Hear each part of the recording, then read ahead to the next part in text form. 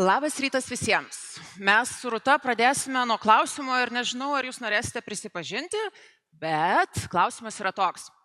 Kiek iš jūsų kada nors yra naudojasi Tinder programėlę? Žinau, kad dalis neprisipažįstat, o kiek iš jūsų žinot savo aplinkoje žmonių, kurie naudojasi ar naudojasi Tinder programėlę? Rūta, tu irgi žinai tikrai, kas tavo aplinkoje naudojasi? Tave. Aš prisipažinsiu, kad aš jau nesinaudoju, dabar galvoju, kokius 8 metus, bet prieš 10 metų, 9 metus tai tikrai buvo toks žaidimas ir nežaidimas, gal netgi strategija iš dalies atrasti tą tinkamą partnerį. Ir šiandien mūsų pranešimai ir įkvėpia iš dalies Tinderis arba pažinčių programėlė arba kitos programėlės ir Z karta. Taigi jūsų dėmesiui mūsų pranešimas Swipe Left, kodėl Z karta atmeta jūsų darbo pasiūlymus. Tai mes su Rūta prieš metus, beveik lygiai prieš metus, įkūrėme darbdavio rinkodaros agentūrą, kuri vadinasi The Promise. Darbdavio rinkodaros nes mes tikime, kad darbdavio prekės ženklas ir jo vystymas yra gerokai daugiau negu brandingas. Tai yra marketingas, rinkodara, kuri yra iš esmės gerokai platesnė savoka, bet šiandien ne apie tai. Ir savo agentūrą pavadiname The Promise arba pažadu nebereikalo, nes mes tikime, kad darbdavio prekės ženklas iš esmės ir yra tas pažadas, kurį darbdavys duoda kandidatams ir darbuotojams mainais už tai, kad juos rinktųsi. Ir šalia savo veiklos su The Promise agentūra mes su Rūta taip pat dėstome, dirbame, atliekame mokslinius tyrimus ISM vadybos ir ekonomikos universitete, kur beveik kasdien susidurime su Z karta. Vieną dieną ją žavimės, kitą dieną ją stebimės ir tikrai sutinkame, kad šita karta yra ypatinga. Taigi, ką jūsų darbo pasiūlymas turi bendra su Tinder pažinčių programėlė? Visų pirma, tai yra tai, kad renkasi abi pusės. Lygiai taip pat darbdavio rinkodaroje, darbdavio brandinge renkasi ne tik tai darbdavys, bet renkasi ir darbuotojai. Tas vertinimas vyksta iš abiejų pusių. Yra svarbus pirmasis įspūdis. Ir Tinderį jisai svarbus, nuo to priklauso ar Swipe Left bus, ar Swipe Right. Ir lygiai taip pat pamatę darbo skelbimą, būsimi darbuotojai greičiausiai tą pirmą įspūdį turi ir nuo to kartais priklauso tolimesni jų žingsniai. Kas dar? Tai labai daug kas priklauso nuo komunikacijos, kuri vyksta jau po mečo. Nes taip, tas mečas gali įvykti, bet kas vyksta po to. Ir dar vienas dalykas, kad nebūtinai viskas yra priklausoma nuo standartų. Bet labai daug lemia jausmas. Tas vidinis jausmas, kurį mes turėsime Tinderyje apie žmogų, o peržiūrėję darbo skelbimą arba pamatę kokią nors darbdavio reklaminę kampaniją apie darbdavį. Tas vidinis jausmas. Ir kalbant apie vidinius jausmus, aš čia priminsiu tokį seną gerą apibrėžimą, kad bendrai prekės ženklas. Kai mes kalbame apie brandą, prekės ženklą, tai yra tas vidinis jausmas, kurį žmogus turi apie paslaugą, produktą, organizaciją. Darbdavio rinkodaros, darbdavio prekės ženklo kontekste tas vidinis jausmas yra apie organizaciją kaip apie darbdavį. Ir tas vidinis jausmas gali labai daug nulemti pasirinkimuose. Na, o grįžtant prie Z kartos ir bendrai iš esmės, kodėl tas kandidatas pasirinks mus kaip darbdavį, kodėl jisai pasirinks mūsų organizaciją, tai iš esmės moksliniai tyrimai tai apibrėžia per tokias 3 dalis. Tai visų pirma, bendrai kandidatai vertina, ar tas darbdavys yra patrauklus, ar patrauklus yra darbdavio vertės pasiūlymas, ar jisai išsiskiria iš kitų.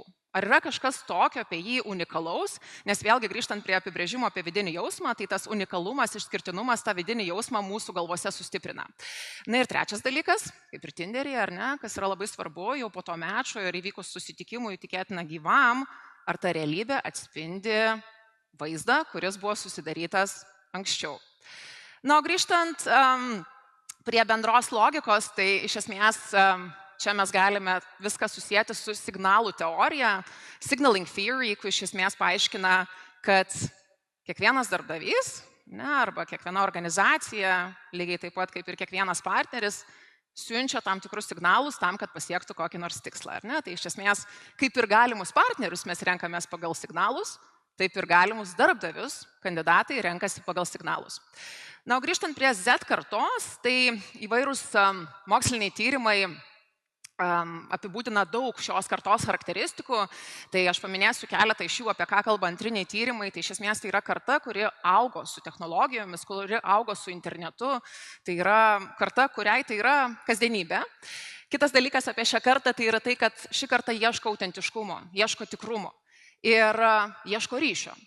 Ir iš esmės tikisi jo ir organizacijoje, kurioje pradės savo darbus. Bet kadangi mes su Rūta esame ir mokslininkės šalia savo praktinės veiklos, tai mums antrinių duomenų niekada nepakanka, mes visuomet norime pasikapstyti giliau ir pasižiūrėti, o kaip viskas vyksta mūsų aplinkoje, kaip viskas vyksta Lietuvoje. Todėl šiandien aptarsime ir keletą tyrimų, kuriuos atlikome pačios, ir vienas iš jų buvo savirefleksija, toks kokybinis tyrimas, kurį atlikome su pirmo kurso studentais. Ir iš esmės tikslas buvo išsiaiškinti, kokia yra ta Z persona, kai jinai renkasi darbdavį. Ir antrasis tyrimas, kurį šiandien šiek tiek paliesime taip pat, tai prieš metus atliktas giluminis kokybinis tyrimas su Z kartos atstovais apie tai, kokie yra jų lūkesčiai darbdaviams. Perduodu žodį Rūtai. Ačiū, taigi apie tyrimus ir šiek tiek daugiau duomenų. Jeigu Z kartos atstovas ieškotų darbdavio Tinderyje, matyt, pirmiausia turėtų atsakyti savo klausimą, tai kokiogi darbdavio aš ieškau, ar ne? Ir būtent to mes paklausėm ISM studentų ir pažiūrėkim trumpai, ką jie mums atsakė.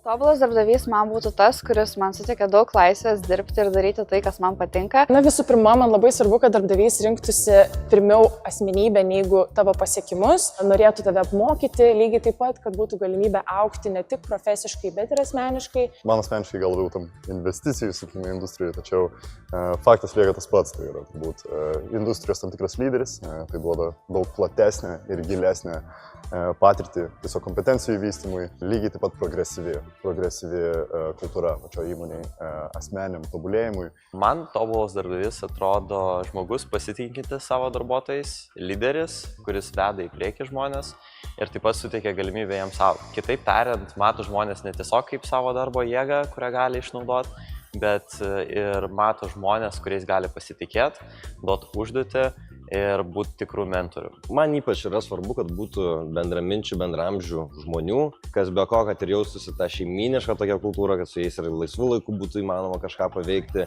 Na ir man kaip studentė yra labai svarbu, kad darbdavys suderintų tavo darbą su studijomis. Šiandien labai nuo ryto girdėjom daug kartų pakartotą žodį augimas, tobulėjimas, mokymasis. Ir jeigu pasižiūrėti į duomenis ir ką studentai dažniausiai minėjo, kalbant apie tai, ko jie nori, tai jie irgi sakė žodį augimas. Žiūrint detaliau, kokie dar poreikiai ir ko jie siekia asmeniniame ir profesinėme gyvenime, tai čia turim tiek tą patį minėtą augimą, tiek stabilumą ir finansus. Jie nori uždirbti pirmosius pinigus ar ne, pradėti karjerą, bet lygiai taip pat jiems svarbu darbo prasmė, jiems svarbu lankstumas ir darbo bei poilsio pusiausvyra. Ir įdomu tai, kad dalyje kita, kurią matote čia kategorijoje juodai pažymėta, yra tokie dalykai kaip smagumas darbe, geri santykiai su kolegomis, tam tikri papildomos naudos, kur dažnai mes juos tiesiog naudojam kaip pagrindinius elementus pritraukti Z kartą, tai mūsų respondentai sako ne. Tai svarbu, bet ne tiek svarbu, kiek augti, uždirbti ir pradėti savo sėkmingą karjeros kelią. Lygiai taip pat paklausėme, tai ko jie mažiausiai gauna, kur jie čia didžiausius iššūkius patiria. Ir vienas, vėlgi, pagrindinių dalykų, ką jie sako, mums maža augimo. Mums maža, ką mums siūlo darbdaviai, mes norime labiau tobulėti, labiau prisimti atsakomybę. Jiem taip pat trūksta aiškumo, lankstumo. Ir ką turiu omeny sakydama apie tai, tai aiškumas, aišku, pati bendra komunikacija, pradedant nuo to, kaip mes papasakojame, ką mes siūlysime darbe, kokias pareigas jie užims, ką jie ten galės išmokti ir prie kokių projektų prisidės, tiek jau darbo eigoje, kai kalbam apie grįžtamą į ryšį, apie reguliarumą jo, apie atvirumą ir panašiai. Augimą paminėjau, lankstumas, lygiai taip pat čia yra jiems svarbu gebėjimas būti lankstiem darbo valandomis. Ir vieta, kur jie dirba, nes tai yra dažniausiai žmonės, kurie besimokantis ir jiem yra svarbu galėti derinti savo studijas su darbais. Na ir kas jiem daro įtaką, kai mes galvojam apie tai, kaip jie priima sprendimą, kokį darbdavį rinktis, tai čia pagrindinis atsakymas būtų žmonės. Kaip matot, net daugiau nei pusę įtakos jiems daro artima aplinka, tai yra draugai, šeima, kolegos, bet lygiai taip pat jiems svarbu ir švietimo autoritetai, tai dėstytojai, karjeros konsultantai, žmonės, kurie jie sutinka universitete, jie lygiai taip pat įtakoja, kokį darbdavį jie pasirinks ir ką apie jos galvos. Visa kita, darbdavio įvaizdis, komunikacija socialiniuose tinkluose svarbu, bet ne tiek. Taigi, grįžkim prie pagrindinio klausimo. Tai ką reikia padaryti, kad Z karta brauktų dešinėn? Ir pažiūrėkim, ką atsakė mūsų studentai.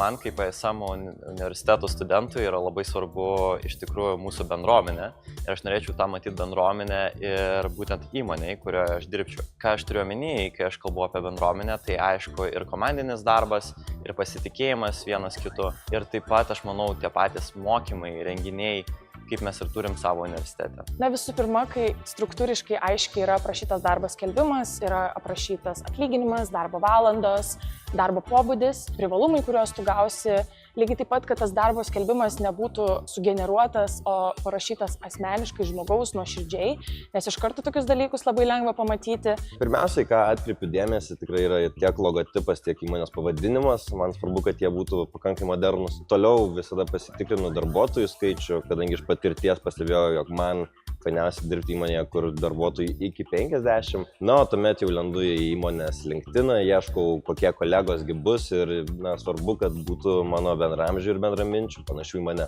Kai matau, kad išvardintos darbo ar pareigų naudos jos yra apčiuopiamos ir kad tai nėra, kad mes galėsime labai smagiai timbilintis arba kad mūsų komanda kieta, tai va čia tavo perksas yra čia dirbti. Man tas kaip ir dzin, aš einu dirbti dėl to, nes tai man patinka, tos man pareigos patinka, aš noriu patirties, tai sakyčiau visokie bonusai už gerą darbą, už efektyvumą, man tas patiktų labiau, žinoma, ir alga, ar ten galimybės tobulėti, galbūt mokymai kažkokie, kurie suteikiami tobulėti.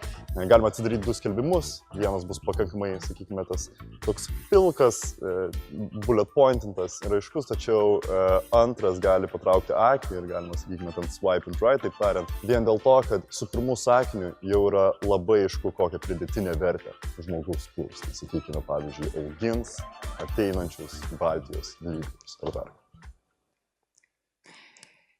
Mokslas sako, kad visi mes žmonės, dirbantis žmonės, atkreipiam dėmesį į 8 pagrindinės kategorijas, vertindami darbdavį, pradedant nuo socialinės vertės ir keliaujant iki darbdavio įvaizdžio, koks tas įvaizdis yra. Mūsų tyrimas parodė, kad Z kartai svarbiausios yra 3 kategorijos. Visos svarbios, bet čia reikėtų statyti visus pagrindinius žetonus, tai yra augimo vertė, tai yra ekonominė vertė ir darbo ir asmeninio balanso vertė. Tai kai galvojate apie tai, kaip patraukti Zetus, galvokite apie šitų verčių aišku atliepimą ir komunikaciją.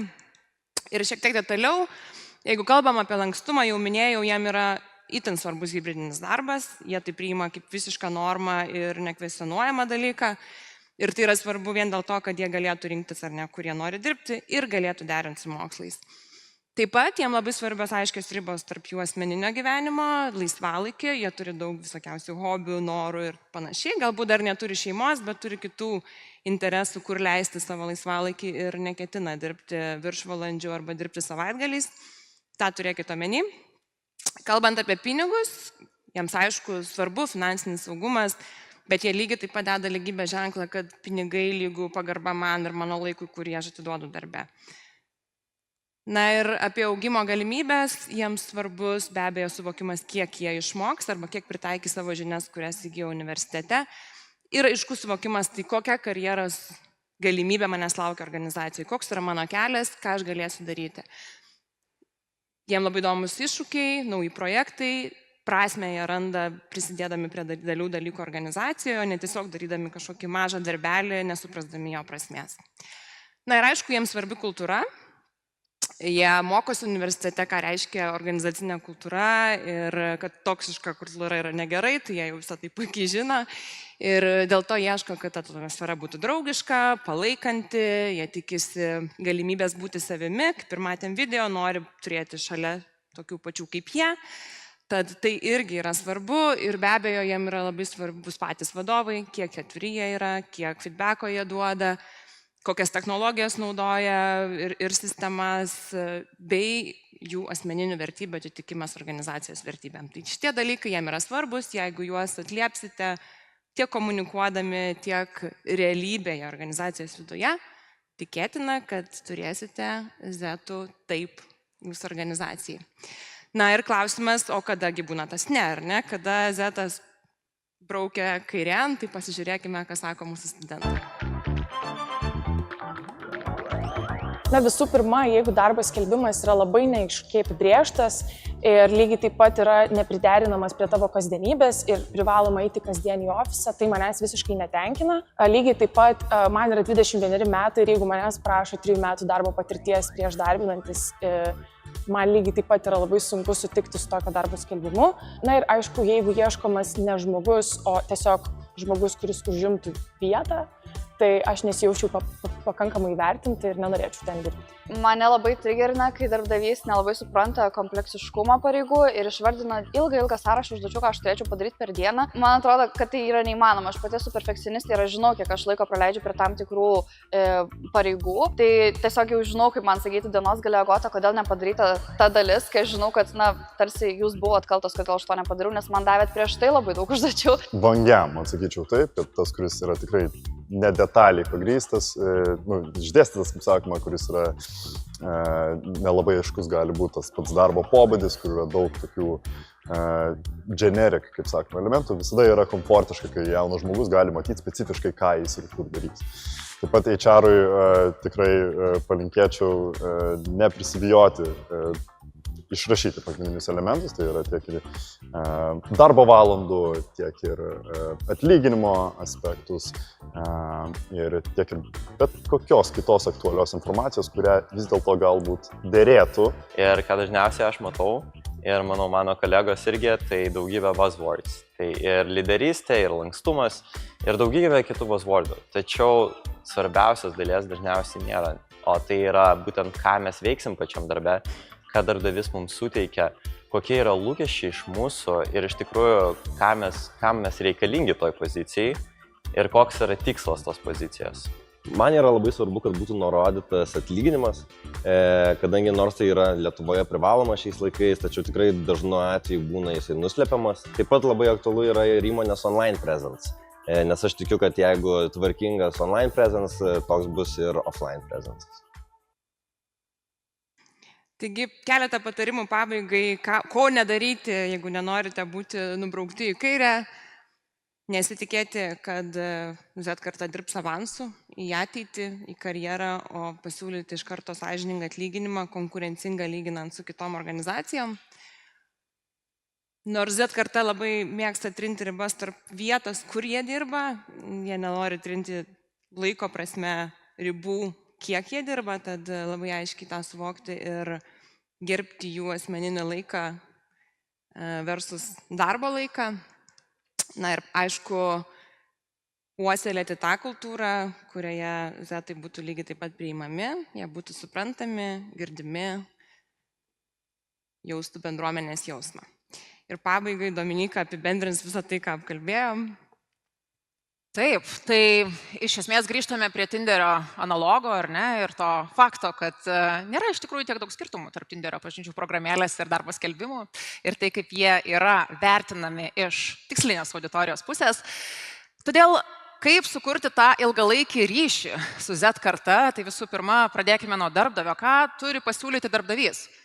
Lankstumas yra vienas iš tų raktinių žodžių ir lankstumas yra susijęs ne tik tai su lokacija, bet galbūt ir su pačiu laiku, ar ne, ir darbo valandomis, kurios galėtų būti lankščiai išlaviruojamos, sąžiningas atlygis ir papildomos naudos.